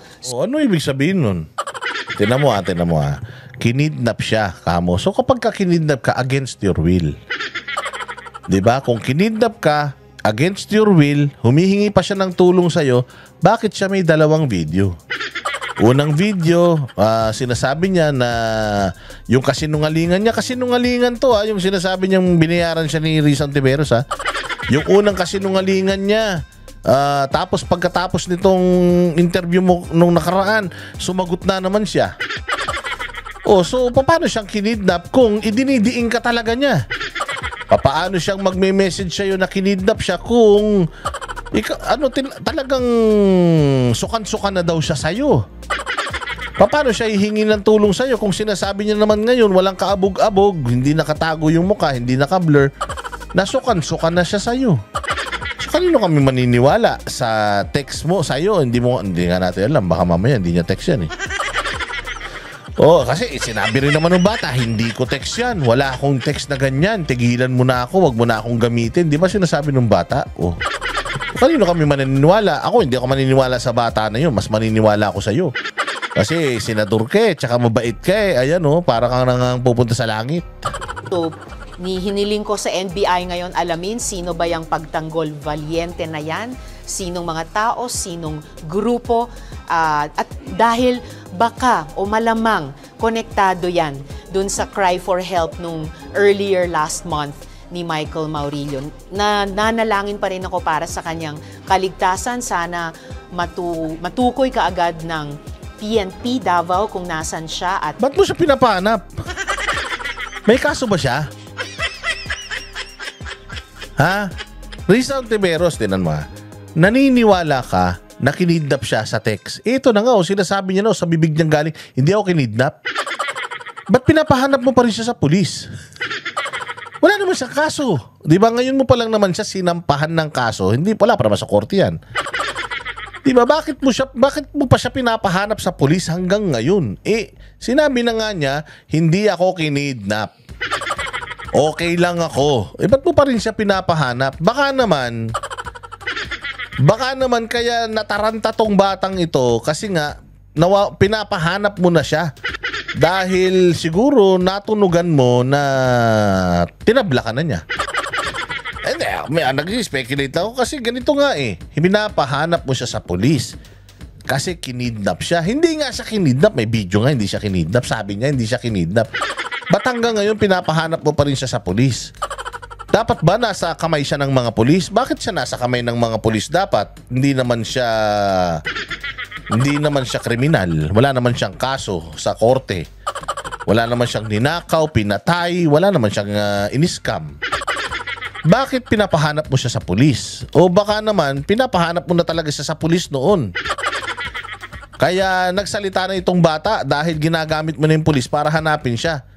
Baka umayaw na siya, tumakbo na siya, tumalon na siya. Tapos nung malaman-laman niya na pinapahunting mo siya, kaya natakot siya sa buhay niya, nagsalita na siya ngayon. Hindi ba? Baka ganun. Kasi nandiyan na yung tao, sinasabi hindi kinidnap Tapos pinipilit mo pa rin na kinidnap, pinapahanap mo pa rin sa pulis. Ba't mo siya pinapahanap sa pulis? Hindi, di ba? Ang hinahanap ng pulis, unang-una sa lahat, kriminal. May warrant of arrest. May warrant of arrest ba siya? Kriminal ba siya? Ba't siya hinahanap ng pulis? So, ano to? Risa, anong ginagawa mo? Nagtatanong lang kami nagtatanong. Baka magalit ka na naman. Tinatanong ko lang, pwede mo sabihin, hindi nga boss, tanga ka talaga. Kaya ko siya pinapahanap sa pulis. Kasi mga kamag-anak niya yung mga pulis na yun. Hinahanap siya matagal siya, hindi umuwi ng bahay. Mga ganyan, di ba? Nak ng tinapay mailigtas, pero gayong paman, kailangan... Paano mo siya ililigtas? Ayaw nga sa'yo. Gusto nga niyang maligtas siya sa'yo. Sabi nga niya, sukan-sukan na ako sa'yo. Ayoko nang magpagamit sa'yo. Gusto niya nang maligtas from you. Bakit mo pa siya ililigtas? Nak ng tinapay naman talaga. Ang gulo-gulo mo naman. Galit ka sa kanya, tapos ililigtas mo siya. Ililigtas mo siya saan? Hindi nga siya hawak ng kung sino man. Sabi nga niya, lalabanan ka daw niya at hindi daw siya aatras sa'yo. Sakit ng ulo ni Risa. Kailangan na niyang magpaliwanag at managot kung bakit siya nagsisinungaling sa mga video na ito. Sen, do you believe in the theory na maaaring yun nga, kinidnap po si Michael Maurilio? His statement was not on his own volition at siya po ay in grave danger? Kung kinidnap talaga si Michael Maurilio at dahil doon ay kung nasa matinding panganib siya ngayon. May matinding panganib ba na ganun? Lahat ng statement mo sinasagot niya. Meron nga bang kinidnap na ganun? Na nagsasalita at galit na galit sa'yo? Walang kinidnap na ganun. Ayan na nga, sinasabi na nga nung tao hindi siya kinidnap. Ba't pa pinipilit nyo pa rin na kinidnap? Walang Diyo naman talaga All the more, sana ay mapasakamay na siya ng PNP para sa... Mapasakamay ng PNP? Wala man siya kaso. Ay, naku, hindi alam ni Risa yung ano. Wala kasi nag-aabot kay Risa ngayon ng index card eh. Wala kasi yung abogado niya ngayon nagbibigay sa kanya ng mga impormasyon. Yung pagka nagpi-privilege speech yan, bagal-bagal niya magbasa. Yung pala inaantay niya sa GC nila. Yung mga sasabihin niya, di ba? Walang due naman, oh. Pagka talaga si Risa, walang kodigo, o nahahalata, o mahina. Mailigtas sa anumang panganib na maaring pinaglalagyan niya. At para din, pwede siyang maimbestiga ng NBI batay dito sa reklamo ko at maging bahagi siya ng pagbuo ng kwento. Sino ba ang nasa likod nitong kampanyang ito ng pagsisinungaling, fake news? Ikaw. Ikaw nagsimula niyan eh. Tao mo yan eh. Di ba? Senate inquiry mo yan eh. Sabi ko nga sa iyo, regardless kung nagsisinungaling siya ngayon o before, ibig sabihin sinungaling itong tao na to. At kung sinungaling itong tao na to, dapat hindi siya pinagtitiwalaan. At kung hindi siya pinagtitiwalaan, dapat lahat ng mga testimonyang sinabi niya nung una, dapat lahat yan wala na. Wala nang bisa. Bakit? Kasi sinungaling katulad ng sinasabi mo. Di ba? Oh. Witness tampering. Witness tampering. Napapikit siya, oh. Napapikit siya dun sa witness tampering. Ikaw may kasong ganun eh. Di ba? Ikaw yung kinasuhan ng ganyan. Pinakita pa nga ni Topacio yun. Ba't hinahamon ka ni Topacio? Ba't di mo dinimanda si Topacio? Oh, natatakot ka bang may ilalabas si Topacio na ano? Ba't pag mga maliliit na tao kayang-kayanan nyo lang? Pero pag kayo mga malalaking tao, mga abogado rin na kayang ipagtanggol yung mga sarili nila, ba't hindi nyo kasuhan? Ha? At saka psychological warfare. Okay. Isa na lang. Do you think it's also appropriate that the government or Senate on their part gumawa po ng action para ma-rescue nga po ito kasi parang like kasi danger? Well, ang Senado, dahil kami po ay legislative body, hindi po namin mandato o kakayahan mag-rescue ng mga kababayan nating nasa panganib. Kaya nga po yung... Wala, nasa panganib. Sinasabi nga niya, wala siya sa panganib. O eto, tinan niyo si Risa, kapag hindi siya, tinan niyo si Risa kapag wala siyang index card. Kailan po? Ma'am, hanggang kailan lang po under your protection si Michael? Kasi di ba na-kidnap? So ibig sabihin wala na siya under your custody? O, di ba? Paano makikidnap yun? Paano makikidnap? Under your custody. Tinan mo sabi ko nga sa inyo eh. Minsan nauhuli mo yung tao sa sarili niyang mga pagkakamali. Tinanong siya, kailan po ba nasa huling pangangalaga nyo si Michael Maurilio? Papaano po siya makikidnap ng KOJC? Okay, ang sabi ni Maurilio, nandoon siya sa kondo mo nakatira. Tapos, after how many years? 2 years, buong 2025, nilipat siya sa isang safe house. So yung safe house na yun, kayo lang nakakaalam. Papaanong na-trace siya ng KOJC doon at nakidnap siya from Witness Protection Program. O kung halimbawa man, let's say for example, yung Witness Protection Program or safe house, netong mga assets nyo na ito o itong mga testigo nyo na to ay within the premises of the Senate, papaano siya nakidnap lalo ng Kingdom of Jesus Christ kung nandiyan dyan siya sa loob ng Senado? The question lang kasi sabi mo kinidnap di ba? Sabi mo kinidnap so saan siya nanggaling? Nasaan ba siya nakatira? Paano siyang makikidnap, di ba? So yun ang tanong sa kanya, ma'am, kailan ba siya huling nasa pangangalaga nyo? Oo, para makidnap siya. O, tanong mo, nataranta to. Hanggang kailan lang po under your protection si Michael? Kasi di ba na-kidnap? So ibig sabihin wala na siya under your custody? Patay. Hanggang kailan? O, wala na. Pucha, wala na. Wala na. Oh, di ba? Oo, di ba? Nakita mo. Wala na. Hindi niyo na masagot. Pumikit na. Putang na yung index card. Ibigay niyo na yung index card. Walang index card. Walang message sa cellphone. Patay. So hanggang kailan? Tinan niyo yung style. Tinan niyo yung style. Pag pag adjourned na yung investigasyon. Ba't hindi ka sigurado? Kanina, sigurado ka. Nag-message sa'yo, nag-email sa'yo, humihingi ng pangbiling laptop, nag-message ng help. Sigurado ka dun eh. Pero dito sa tanong, which is very legitimate and good question. Ma'am, kailan mo siya huling nakita o kailan, di ba nasa witness protection program siya? So, kailan siya nawala sa witness protection program? Tinan nyo. Natatapos na rin yung importanteng trabaho ng Senate OSAA na sinesecure sila dito sa premises ng Senate. Sinesecure sila sa premises ng Senate. Paano siya makikidnap? Nandyan siya sa premises ng Senate. Paano yun? Paano nangyari yung magic? Galing sa langit, bumaba yung mga taga-KOJC, dinampot siya, linilipad siya. Anak ng tinapay naman. Hindi ba mga nakakapasok dyan sa Senado, yung mga yung mga importante, may mga ID lang. So, nandoon siya sa premises ng Senate. Nakidnap siya. Sa Senate security. Medyo, medyo delikado to. Nakikidnapan kayo. Di ba? Ulitin natin. Your protection si Michael kasi 'di ba na-kidnap. So ibig sabihin wala na siya under your custody? Patay. Pag adjourned na yung investigasyon, natatapos na rin yung importanteng trabaho ng Senate OSAA na sinesecure sila dito sa premises ng Senate. Hindi ko maubos pasalamatan yung mga civil society. Hindi ka dapat magpasalamat. Tinatanong ka. Anong di ko lubos mapasalamatan? Tinanong ka, ma'am.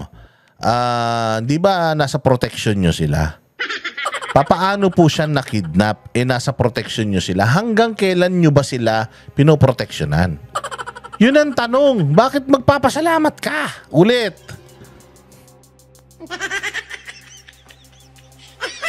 Pag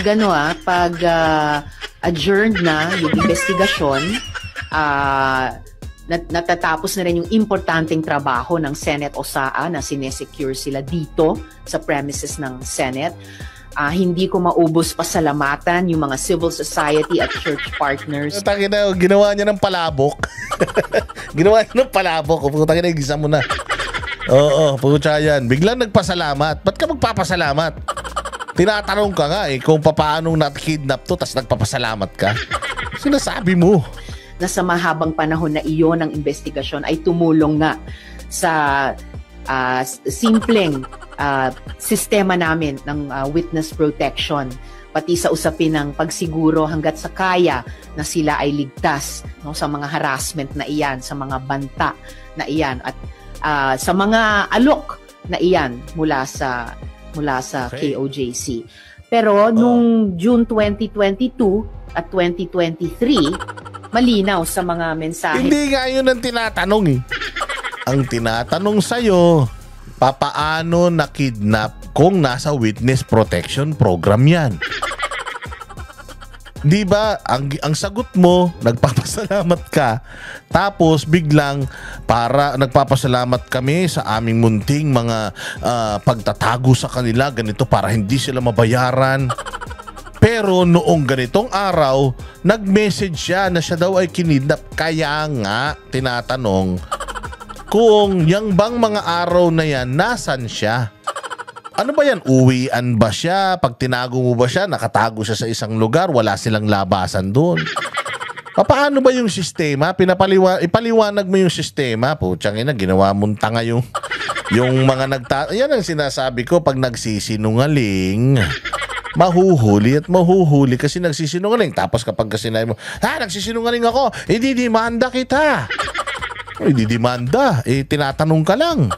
Ni Michael na paghingi ng rescue na kidnap na siya, and he was already being held dun sa Kaya nga, the question is, paano siya na-kidnap if nasa witness protection program siya? So saan siya kinidnap? Sa loob ng Senado o sa kondo mo? O sa safe house nyo? O hindi ba? Kasi hindi mo siya dapat kinokondo, ma'am. Bakit mo ikokondo? Ibig sabihin, ini-impluwensyahan mo yan. Kasi kapag umaming ka na ikinondo mo talaga siya sa kondo mo mismo, ibig sabihin, witness tampering na kagad yan, ma'am. Di ba? Witness tampering na kagad dyan. Kapag yan, ipinakakain mo pa, o ibig sabihin, gumagastos ka ng pera mo para sa iyong testigo. Mali yun, ma'am. Hindi po dapat yung ganun. Dapat, ayun nga, merong grupo, alam mo, DOJ o kaya PNP. Kailangan ng batang ito ng proteksyon. So, itago nyo siya. Di ba dapat ganun? Hindi ikaw ang magtatago sa kanya. Kaya ang tanong, ma'am, saan ba to? Nasa kondo mo, bahay? Hindi, nandito sila sa Senado, pinangangalagaan sila dito. Okay. So, paano siya nakidnap kung nandito siya? Ayun na nga, nag-text nga siya, kinidnap siya. Hindi mo sinagot yung tanong. Huling-huli ka nandito, nagsisinungaling ka. Glory Mountain. So, ang theory namin sa ngayon is that up till the last moment, he was with yung mga church leaders na kasama sa mga partners namin na so yun. Kasama daw niya yung mga church leaders, partners nila, tapos nakidnap siya. So, ano ba yun? Paano? Wala ka man lang kilala doon sa mga church leaders, partners na nakakita na kinidnap siya, ganon? Ay, nako, Risa. Sana makalusot ka dito sa dilubyong kinaharap mo. Sabi ko nga sa iyo, sometimes ang multo natin ay minsan yung mga multong ginagawa natin, yan yung mga bumabalik para i-hunt tayo. Di ba? Naku, haba-haba na naman itong vlog natin. Ang daldal mo talaga, Boss Dada. Pero sana nagustuhan nyo yung ating presentasyon ngayon. Again, huwag kayong maniniwala sa akin. Huwag nyo akong i-quote. Huwag kayong nagpapaniwala sa mga pinagsasabi ko dahil lahat ng mga sinasabi ko ay kabalbalan lamang. Walang katotohanan. Lahat ng ito ay for entertainment purposes only. So, di bali nang indemanda nyo na si Banat Bay, wag lang ako.